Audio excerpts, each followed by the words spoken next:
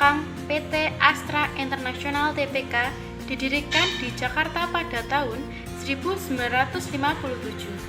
sebagai sebuah perusahaan perdagangan umum dengan nama Astra International Inc. Pada tahun 1990 telah dilakukan perubahan nama menjadi PT Astra International Tbk dalam rangka penawaran umum perdana saham perseroan kepada masyarakat yang dilanjutkan dengan pencatatan saham perseroan di Bursa Efek Indonesia dengan menggunakan ticker ASII. Nilai kapitalisasi pada Astra pada akhir tahun 2019 adalah sebesar 230,3 triliun. Sesuai anggaran pasar perseroan, kegiatan usaha yang dapat dijalankan oleh perusahaan mencakup perdagangan umum, perindustrian, pertambangan, pengangkutan, pertanian, pembangunan, jasa dan konsultasi. Hingga tahun 2019, Astra telah mengembangkan bisnisnya dengan menerapkan model bisnis yang berbasis sinergi dan terdiversifikasi pada 7 segmen usaha, terdiri dari 1. Otomotif, 2. Jasa keuangan, 3. Alat berat, pertambangan, konstruksi dan energi, 4. Agribisnis, 5. Infrastruktur dan logistik, 7. Teknologi informasi. Pelaku bisnis bermitra dengan Astra memanfaatkan berbagai kendaraan komersial, alat berat, layanan logistik, sistem teknologi informasi, dan jasa pertambangan dari Astra. Berbagai produk dihasilkan, antara lain minyak kelapa sawit, batu bara, dan kendaraan bermotor senantiasa diekspor sehingga Astra dapat berkontribusi dalam menyumbangkan devisa bagi negara. Saat ini, kegiatan operasional bisnis yang tersebar di seluruh Indonesia dikelola melalui 237 anak perusahaan, ventura bersama dan entitas asosiasi dengan didukung oleh 216.425 karyawan. Sebagai salah satu grup usaha terbesar nasional saat ini, Astra telah membangun reputasi yang kuat melalui penawaran rangkaian produk dan layanan berkualitas dengan memperhatikan pelaksanaan tata kelola perusahaan dan tata kelola lingkungan yang baik. Astra senantiasa beraspirasi untuk menjadi perusahaan kebanggaan bangsa yang berperan serta dalam upaya untuk meningkatkan kesejahteraan masyarakat Indonesia. Oleh karena itu, kegiatan bisnis Astra berupaya menerapkan perpaduan yang berimbang pada aspek komersial, bisnis, dan sumbangsih non-bisnis melalui program tanggung jawab sosial yang berkelanjutan di bidang pendidikan, lingkungan, pengembangan usaha kecil dan UKM serta kesehatan. Saya akan menjelaskan tentang sejarah awal Isuzu di Indonesia.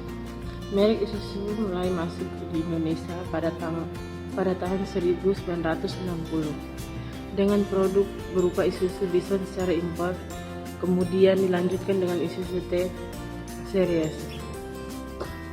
Setelah berdirinya agen pemegang merek resmi di Indonesia pada tanggal 3 Mei 1974, didirikan perseroan dengan nama PT Panca Motor oleh Panca Niaga oleh Insinyur Rustam Darwis yang berkedudukan di Jakarta. Panca Niaga inilah yang menjadi agen pemegang motor Isuzu di Indonesia semenjak tahun 1958. PT Panca Niaga sudah memegang keagenan untuk kendaraan merek Isuzu untuk Indonesia. Pada tanggal 14 April 2018 melalui RUU-PS maka diputuskan nama PT Panca Motor berubah menjadi PT Isuzu Astra Motor Indonesia. Pada saat PT Isuzu Astra Motor Indonesia memiliki 2 fasilitas pabrik perakitan. Pabrik pertama berlokasi di Sunter, Jakarta Utara yang juga berfungsi sebagai kantor pusat.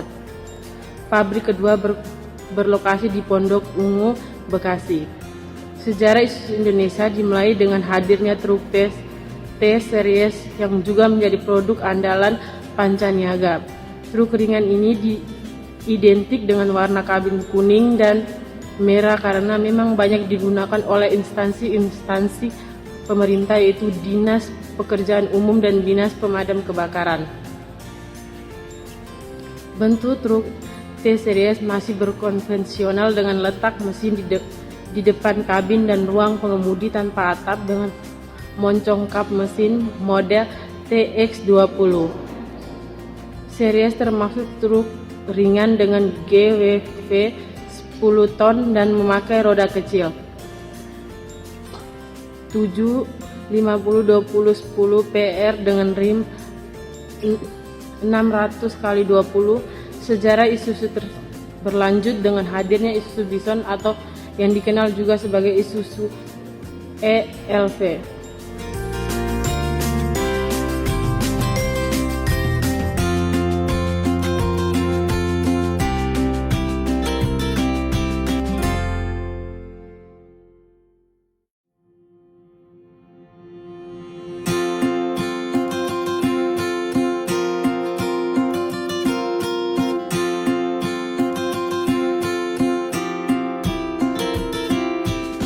Kami lanjutkan untuk presentasi dari kelompok kami, yaitu tentang sejarah dari Isuzu Panther Indonesia. Pada tahun 1991, PT Astra Internasional mengakuisisi mayoritas saham dari PT Panca Motor dengan 75% saham yang dibeli dari PT Arya Loka Sentana. Di tahun itu juga Isuzu Panther mengenalkan Isuzu Panther bermesin 2300 cc diesel. Dan selanjutnya Panther menjadi mobil bersejarah karena menjadi mesin diesel untuk kendaraan bermotor niaga serbaguna, yaitu untuk terkenal dengan mobil diesel yang handal dan irit. Secara otomatis Isuzu Panther menjadi rival dari Toyota Kijang, dan Panther sukses diterima oleh konsumen karena ketangguhan dan nilai ekonomisnya, yaitu dengan irit bahan bakar serta bandel dalam segi mesin. Untuk Isuzu Panther TBR 54 yaitu bermesin 2500 cc diesel merupakan facelift pertama Panther, meluncur pada tahun 1996. Pada tahun itu masuk investor asing yaitu PT Panca Motor dengan Isuzu Panther dan Itochu Corporation. Untuk model kedua dari generasi Isuzu Panther yaitu Isuzu D-Max memperkenalkan ke publik pada ajang Indonesia International Motor Show yaitu pada tahun 2013. Dilakukan cukup menyeluruh untuk eksterior, interior hingga dapur pacu, dan pada eksteriornya meliputi perubahan dari lampu depan dan lampu belakang, bumper, dan penambahan grill beraksen krom. Untuk model terakhir dari Isuzu yaitu yang tak kalah fenomenal, yaitu dengan memperkenalkan MU-X, yaitu mobil Isuzu hadir sebagai rival dari Toyota Fortuner dan Mitsubishi Pajero Sport. Isuzu MU-X didatangkan dari Thailand dan memakai platform dari Chevrolet Trailblazer. Dan Isuzu MU-X mengadopsi mesin 4 JKI TC high power 4 silinder segaris TOHC 16 katup dengan kapasitas 2499 cc turbocharged. Tenaga yang dihasilkan sebesar 1360 pada putaran 3600 rpm dengan puncaknya 32,6 kg pada putaran 1800 sampai dengan 2800 rpm. Terima kasih dari saya, cukup sekian.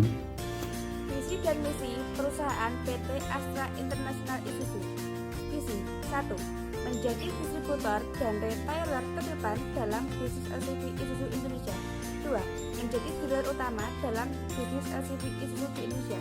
3. Menjadi salah satu perusahaan yang terbaik dengan penekanan pada pertumbuhannya berkesinambungan, pengembangan kompetensi karyawan, efisiensi, tanggung jawab sosial, dan ramah lingkungan. Misi: melayani masyarakat Indonesia dengan menyediakan kendaraan Isuzu dan produk-produk terkait, layanan purna jual, serta menciptakan Isuzu kesejahteraan stakeholder melalui 1. Karyawan yang memiliki kompetensi dan produktivitas yang tinggi. 2. Proses bisnis yang kuat dan efisien. 3. Budaya yang berpusat pada pelanggan. 4. Etika bisnis yang baik. 5. Ramah lingkungan dan hubungan industrial yang sehat. Selanjutnya saya akan menjelaskan tentang produk-produk yang dipasarkan oleh PT Isuzu. Yang pertama yaitu kategori LCV. Di produk LCV Isuzu memiliki produk unggulan yaitu Isuzu Panther, yang kedua Isuzu D-Max, yang ketiga MUX, yang keempat Pickup. Yang berikutnya yaitu kategori CV. Di produk CV Isuzu memiliki produk unggulan yakni yang pertama segmen truk ringan Isuzu yaitu Isuzu Elok, baik varian 4 ban dan 6 ban yang terdiri dari berbagai macam varian yang disesuaikan dengan kebutuhan pelanggan.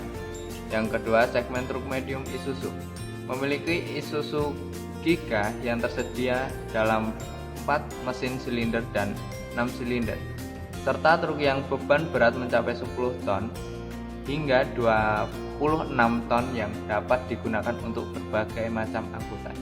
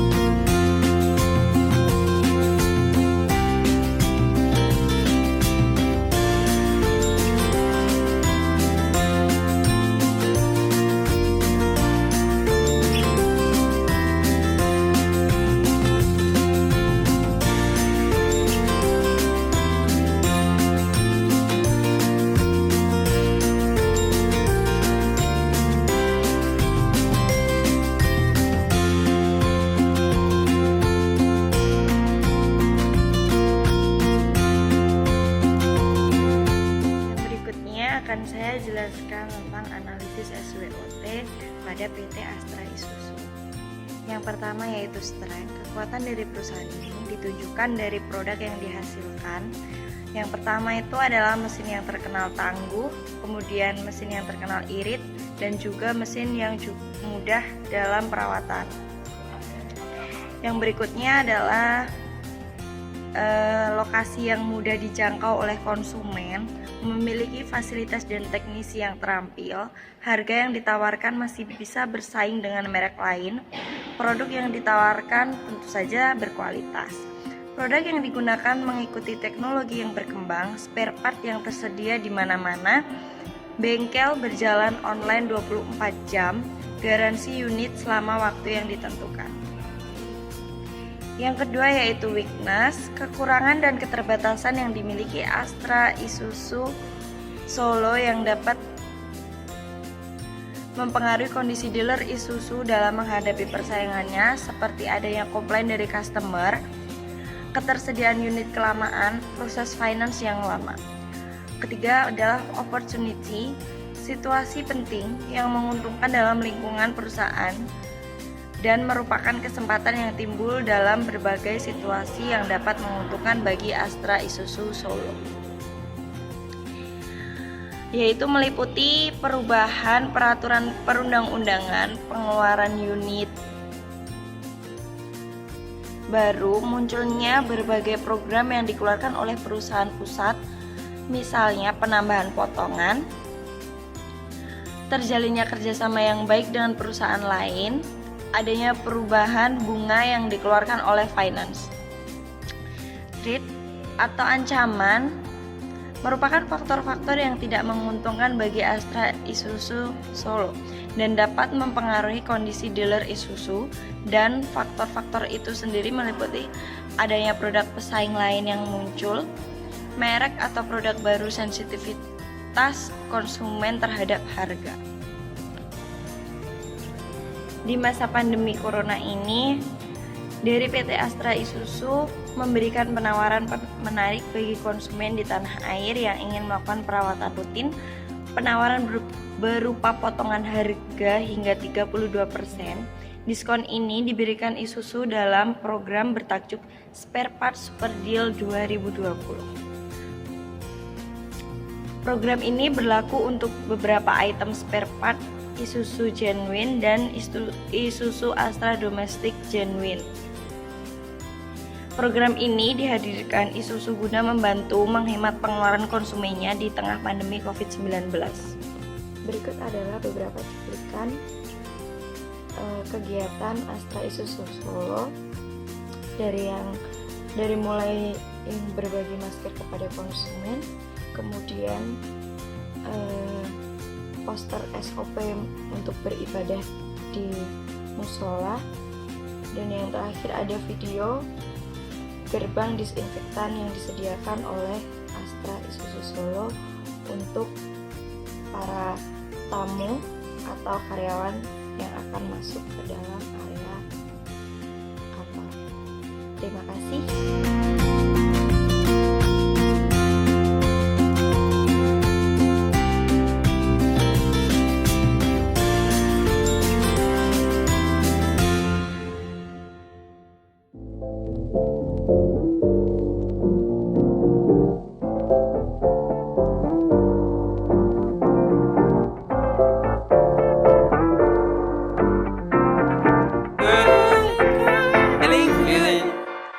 Hey, feeling good, like I should. When in Doku, walk around the neighborhood. Feeling blessed, never stressed. Got that sunshine on my Sunday best. Yeah, hey, every day can be a better day despite the challenge. All you gotta do is leave it better than you found it. It's gonna get difficult to stand, but hold your balance. I just say whatever, cause there is no way you're around it. Everyone falls down sometime, but you just gotta know it'll all be fine. It's okay. It's okay. It's okay.